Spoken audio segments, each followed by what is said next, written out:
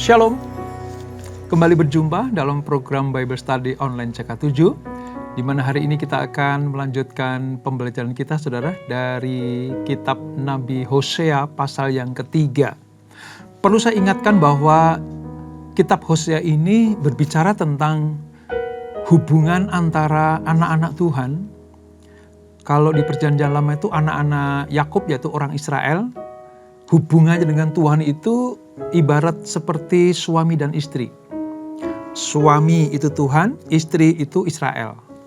Nah, gambaran ketidaksetiaan Israel kepada Tuhan itu digambarkan dengan jelas bagaimana seorang istri seperti Gomer, istri Hosea yang tidak setia kepada Gomer suaminya, Hosea suaminya. Nah, pada pasal yang ketiga ini bagaimana Tuhan itu menerima kembali Israel sebagai umatnya setelah sekian lama mereka memberontak. Tuhan penuh kasih, Tuhan membuka pintu rahmatnya, dan Israel diterima kembali. Nah, kisahnya seperti apa? Sebelum kita membaca dan merenungkan, mempelajari, mari kita datang kepada Tuhan. Kita menyembah Dia sekarang. Haleluya Yesus Tuhan. Haleluya Bapa. Kasih setiamu tak berkesudahan, rahmat-Mu baru setiap hari.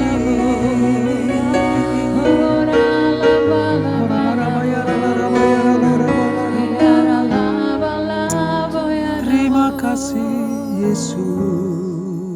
Ku tetap cinta,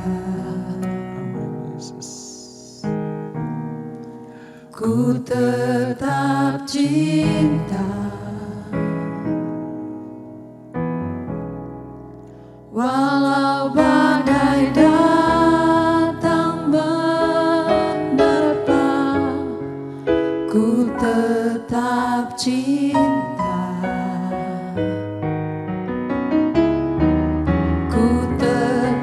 Setia, ku tetap setia, walau taufan datang menerpa, ku tetap setia. Terlalu banyak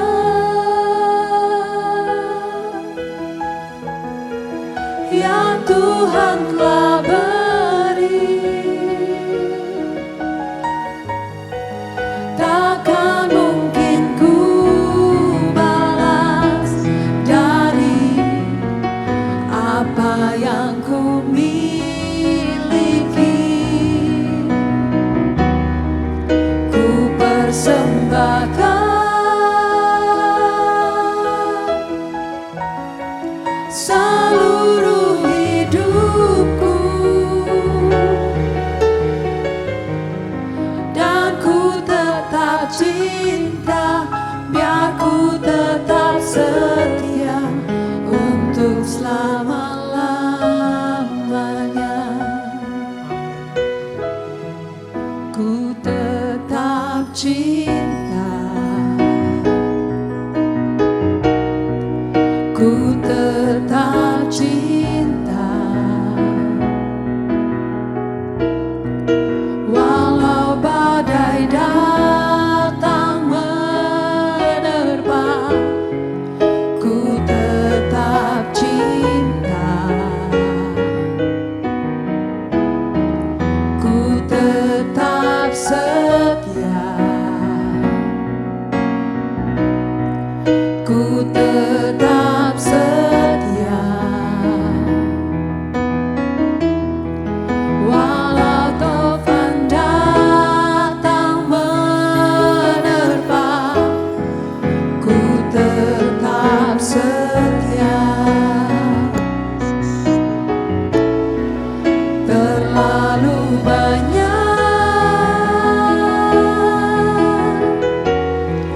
yang Tuhan telah beri,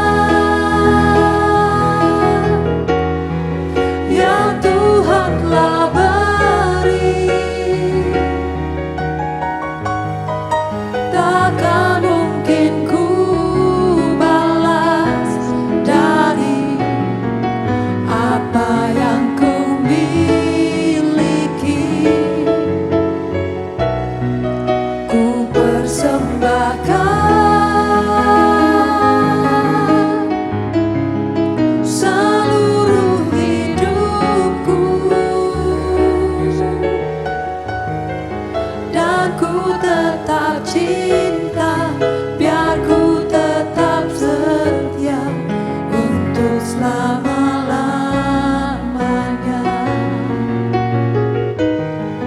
Dan ku tetap cinta, biar ku tetap setia untuk selama-lamanya.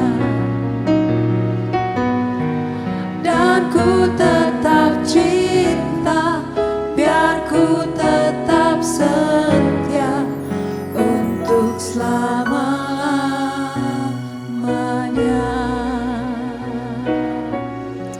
Oh, kami mau tetap cinta Engkau Yesus, tetap cinta Engkau. Oh, walau badai menerpa, kami tetap cinta Engkau. Kami mau tetap setia padamu. Oh, haleluya, indah marah-labu.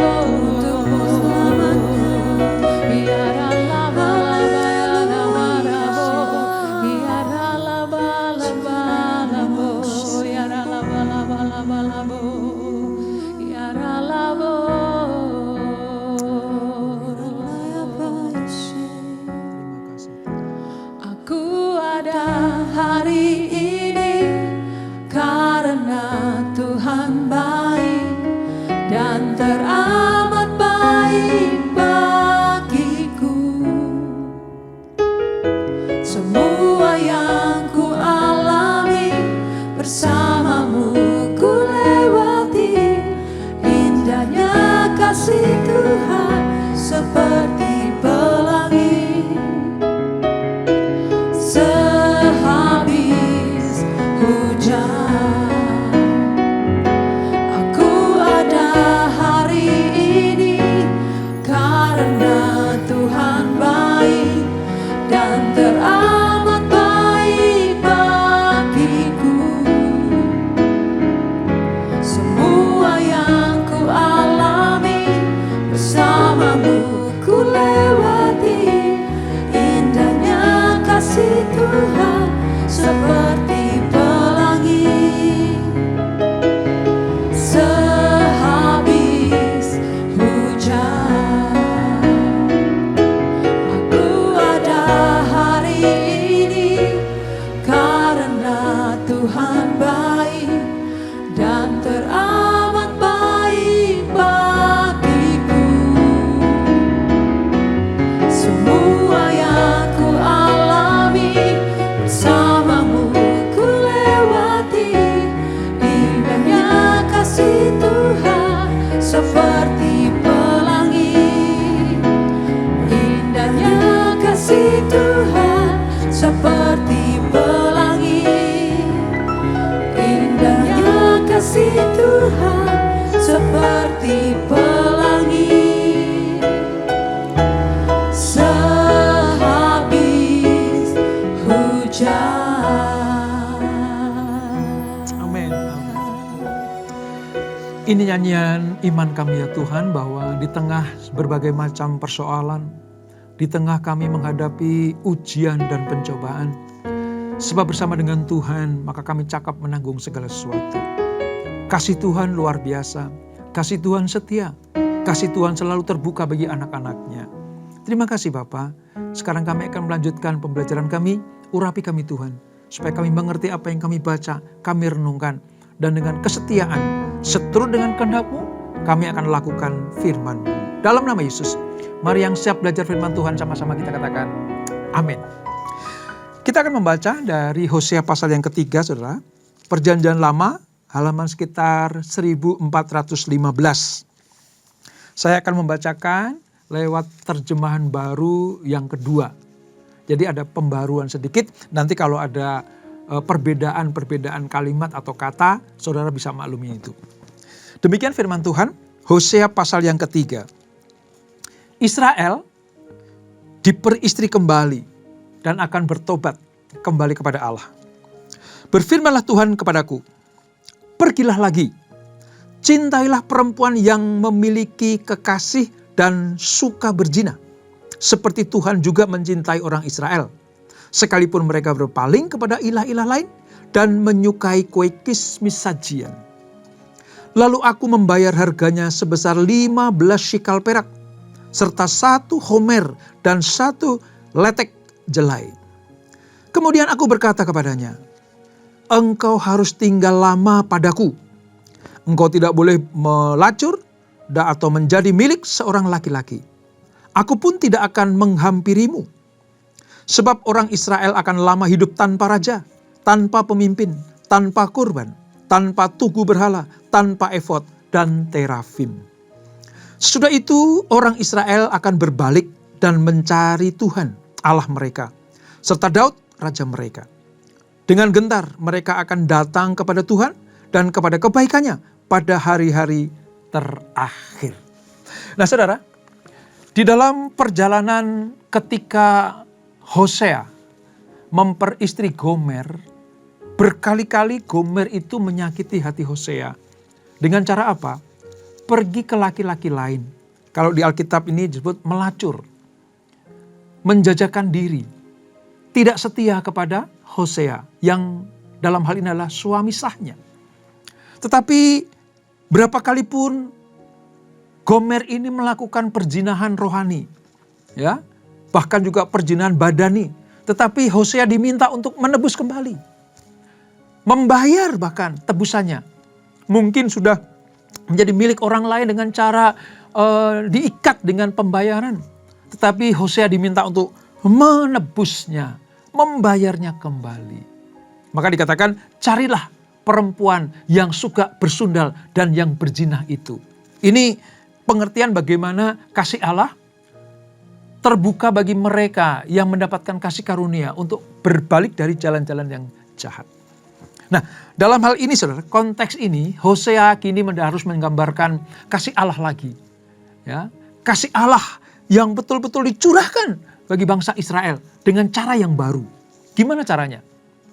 Rupa-rupanya Gomer ini telah meninggalkan Hosea untuk melanjutkan penyembahan Baalnya yang amoral itu.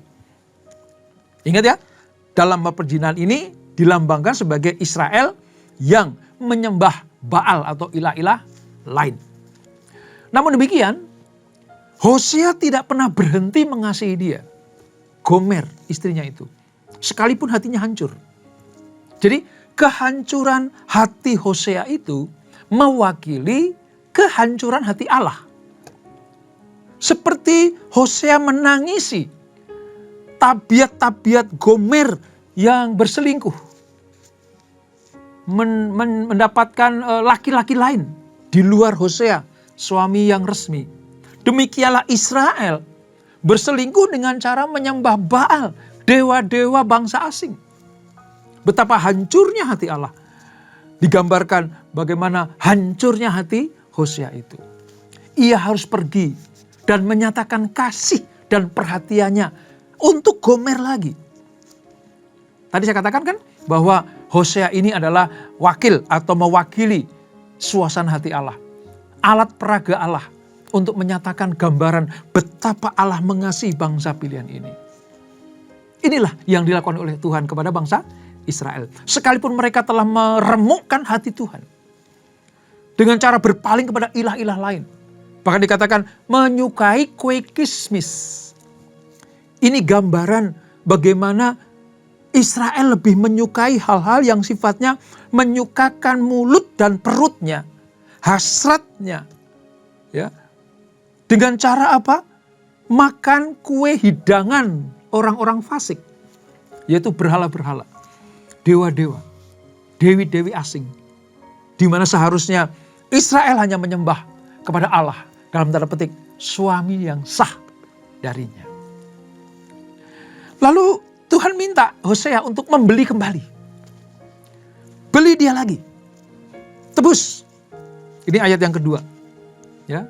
Walaupun Gomer saat itu mungkin sekali sedang sangat-sangat menderita. Pilu hatinya. Tetapi Hosea harus menebus Gomer kembali. Sebab apa? Kenapa ada kata ditebus? Karena Gomer sudah dibeli, ya, dijadikan budak oleh laki-laki lain. dijadikan budak oleh dewa-dewi lain. Ya. Maka hukum harus ditegakkan dengan cara apa? Ditebus, dibayar.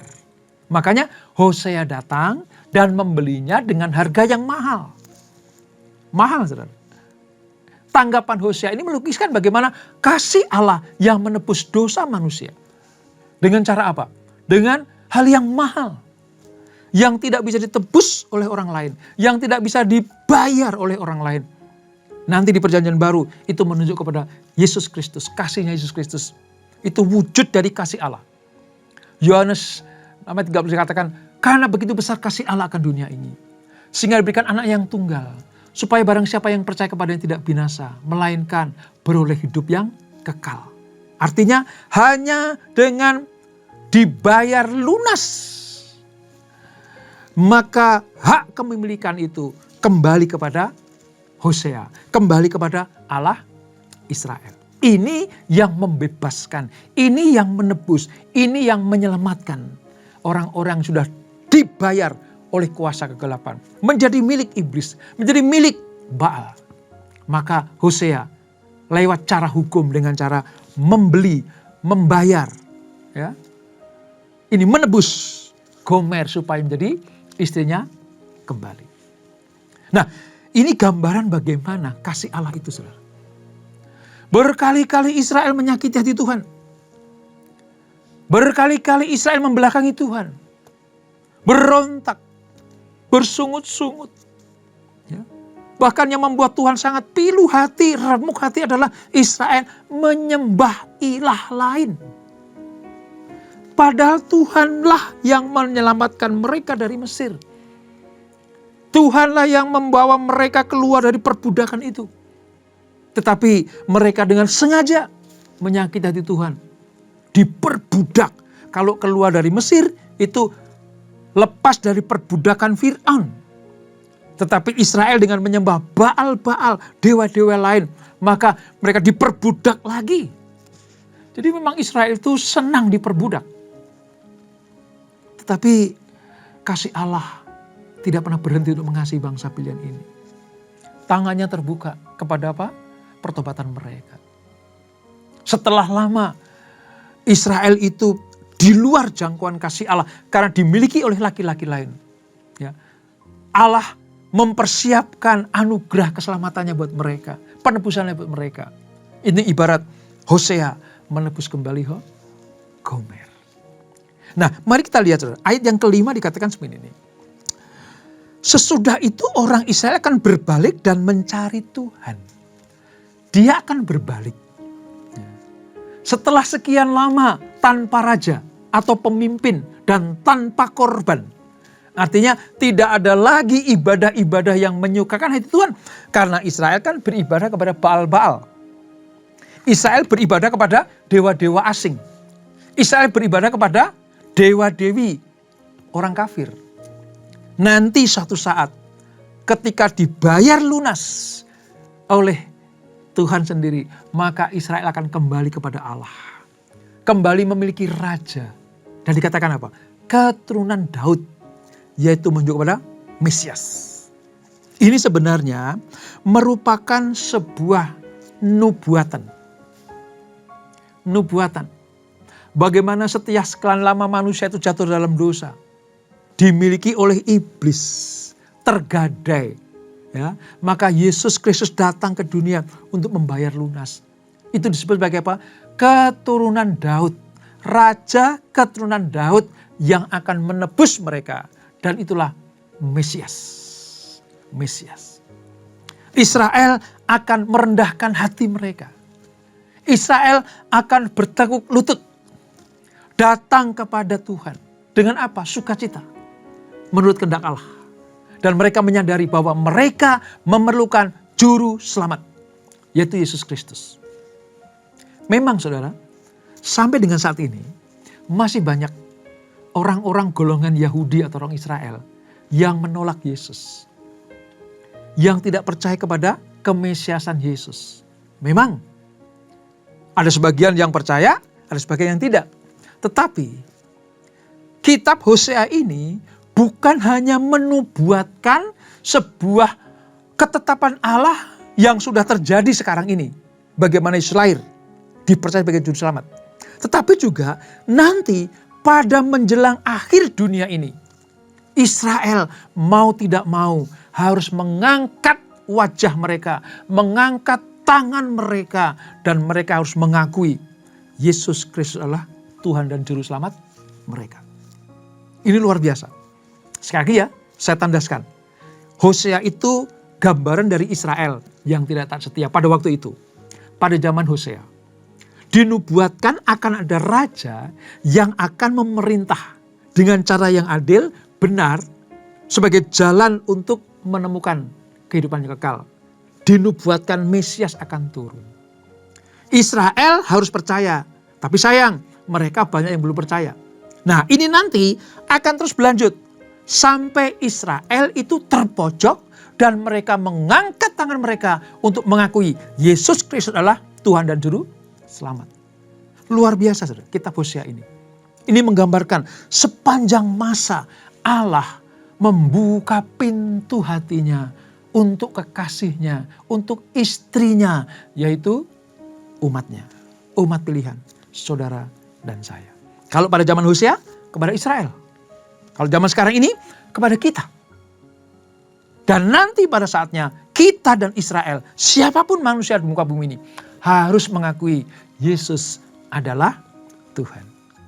Ini pengertian bagaimana sesudah itu Israel akan hidup di dalam kemuliaan Tuhan. Nah, di awal tadi saya katakan begini. Relasi antara Allah dan Israel itu seperti suami dan istri. Ini unik sekali saudara. Mengapa? Karena mereka telah menjadi satu. Kalau dalam Efesus menjadi satu daging. Satu daging. Ya. Dalam Matius juga dikatakan ada satu daging. Itulah sebabnya mengapa Alkitab itu sering merujuk sebagai gambaran. Bagaimana Allah dan Israel itu adalah suami dan istri. Satu. Ada perjanjian. Di dalam pernikahan kan ada perjanjian. Suami berjanji kepada istrinya, istri juga berjanji kepada suaminya. Artinya hubungan mereka terikat oleh perjanjian. Nah, perjanjian ini kekal. Dari pihak Allah, dari pihak suami, perjanjiannya kekal. Bahwa Israel akan diberkati. Ingat ya, janji Allah kepada Abraham, diteruskan kepada Ishak, lalu Yakub 12 suku Israel itu, perjanjiannya tetap berlaku. Allah berjanji kepada Abraham untuk memberkatinya, menjadi berkat bagi bangsa-bangsa, keturunan sebanyak bintang di langit. Ya. Lewat keturunannya lah, berkat Allah akan dialirkan. Keselamatan sampai kepada juru selamat akan disediakan. Jadi perjanjian Allah kepada Isa itu kekal. Demikianlah suami dan istri itu kekal. Mereka sudah menjadi satu. Ini gambaran yang kuat bagaimana Hosea dan Gomer sekalipun berkali-kali menyakiti hati Hosea. Tetapi Gomer harus ditebus. Berkali-kali umat Israel menyakiti hati Tuhan. Mereka tetap diselamatkan. Walaupun dengan cara-cara yang menyakitkan. Ditawan ke Asyur, ditawan ke Babel, dijarah bangsa ini, bangsa itu. Tapi Tuhan tetap terbuka pintu rahmatnya. Karena Tuhan tidak bisa menggagalkan perjanjiannya. Inilah saudara, gambaran yang luar biasa Allah kepada kita. Kita mengerti sekarang kita ini milik Tuhan. Paulus berkata begini, hidupku bukannya aku lagi, tapi Kristus Yesus yang hidup di dalamku. Ini artinya sudah dibayar lunas. Sudah ditebus lunas. Di kayu salib Yesus berkata, sudah selesai. Artinya tebusan ini, bayar yang mahal ini sudah aku lakukan. Genap, selesai. Tidak ada lagi hutang. Tidak ada lagi ikatan-ikatan. Selama orang percaya kepada Yesus, itulah waktu di mana Yesus berposisi sebagai mempelai laki-lakinya. Dan umat yang percaya kepadanya adalah mempelai perempuannya. Begitulah kitab suci melukiskan hubungan Tuhan dengan umatnya bagaikan relasi suami dan istri. Tapi sayang saudara, Israel lagi-lagi berkhianat. Dengan apa? Menciderai kesetiaannya.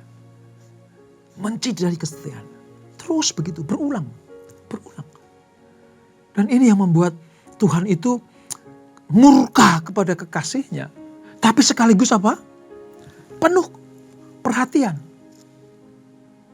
Ingat dua sifat Allah.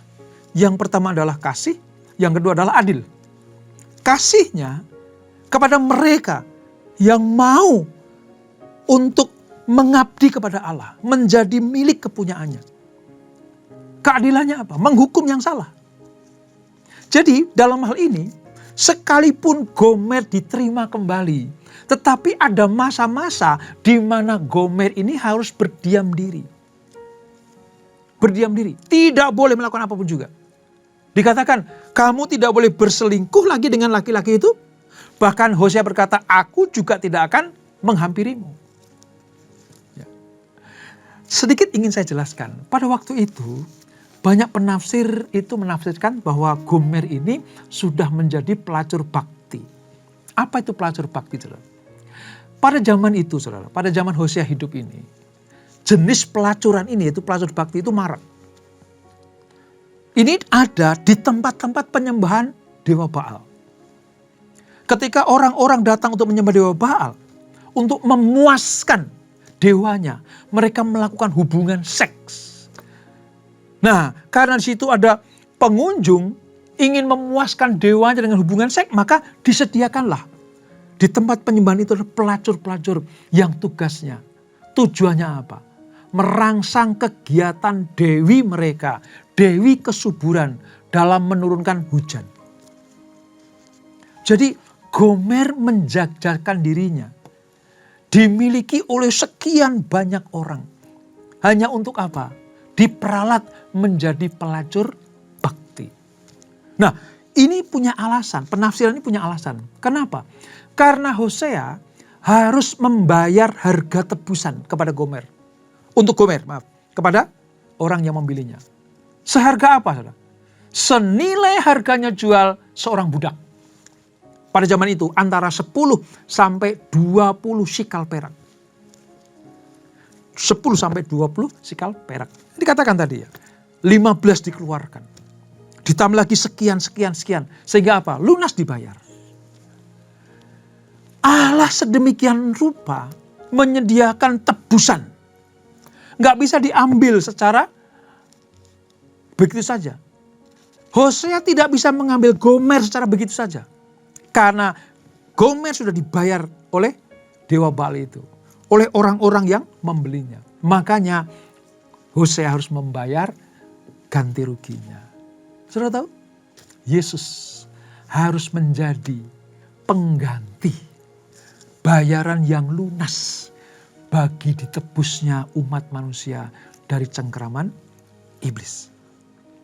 Jadi sangat jelas sekali kitab Hosea ini melambangkan tentang dosa bangsa Israel, menyakiti hati Tuhan, tapi rahmat Tuhan, penebusan Tuhan tersedia buat mereka sehingga apa? Mereka dipulihkan.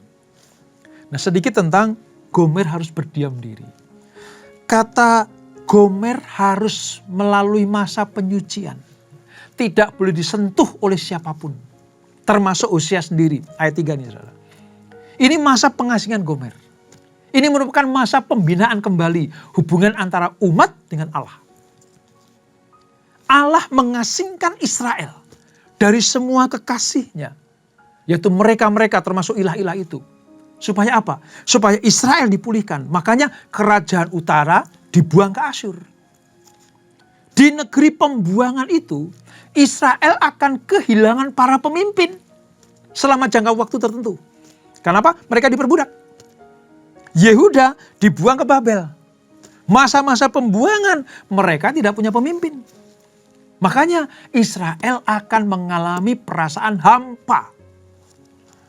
Sehingga ketika mereka hampa, gak punya raja, gak punya pemimpin, nabinya pun tidak ada, maka di tengah kehampaan itu mereka berseru kepada Tuhan. Ayat 5 nih.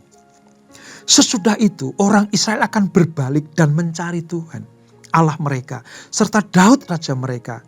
Dengan gentar mereka akan datang kepada Tuhan dan kepada kebaikannya pada hari-hari terakhir.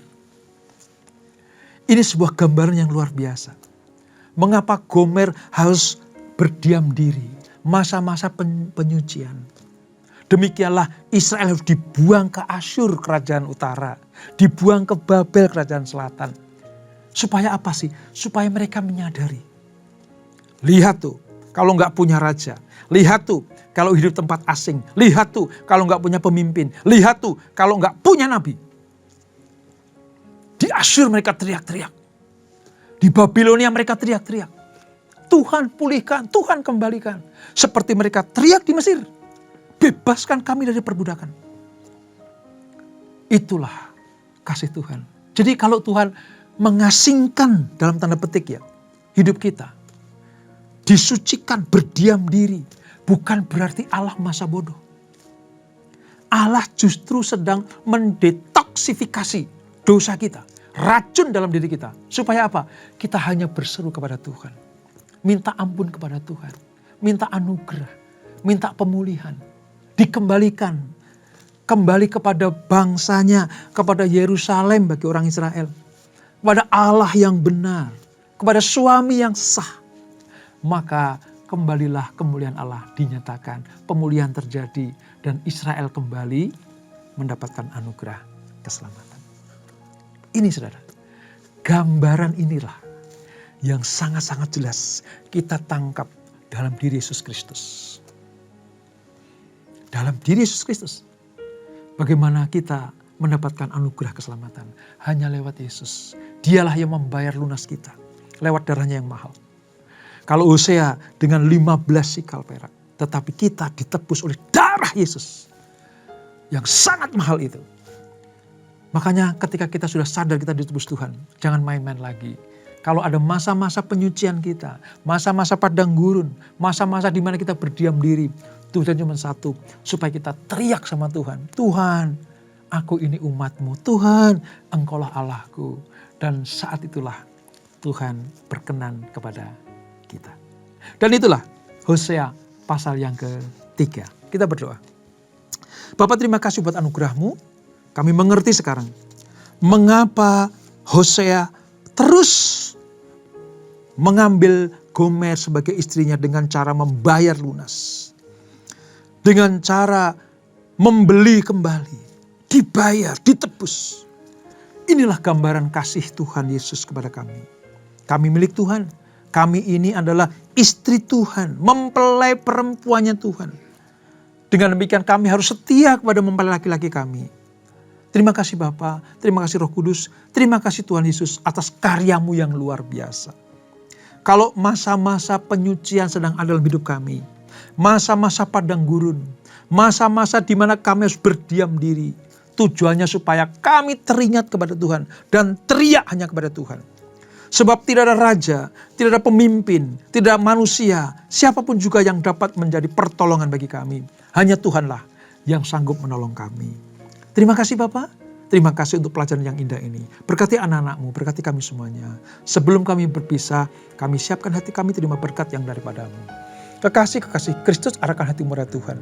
Terimalah berkat kasih anugerah dari Allah Bapa yang berlimpah-limpah. Di dalam anaknya yang tunggal Tuhan Yesus Kristus. Dan persekutuan yang manis dalam Roh Kudus menyertai kita semuanya. Mulai saat ini sampai Maranatha. Yesus datang yang kedua kali menjemput kita semuanya. Bertemu di awan-awan yang permai. Menikmati kemuliaan kekal sampai selama-lamanya. Yang diberkati sama-sama kita katakan amin. Tuhan Yesus memberkati.